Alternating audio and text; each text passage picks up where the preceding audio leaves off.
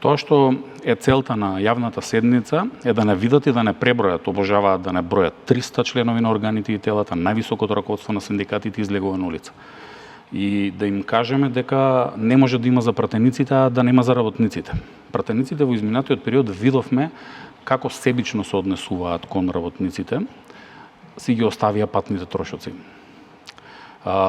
Законски беше нивното 78% зголемување на платата и не можеа да го зменат законот, иако потоа видовме дека ги намалуваа коефициентите на сложеност.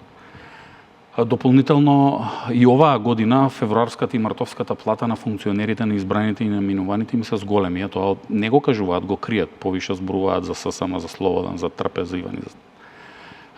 Не кажуваат колку пари им се зголеми платата, иако дури само 1% да им се зголемила платата, тие би добиле колку што е сегашното објавено зголемување на платата, па велам, само 1% да им е зголемена, на 2.500 евра платили на 150.000 денари или до 500 денари. И 1,1%, ако не се лажем, се зголемуваат платите, и тоа им е срам да го кажат и го кријат, бидејќи не е 1,1%, туку тоа е 79,1% зголемена плата функционерска наспроти мизерна зголемена плата работничка. За 8,05%, колку што објавија, не знам колку е справедлива таа објава, не знам ни како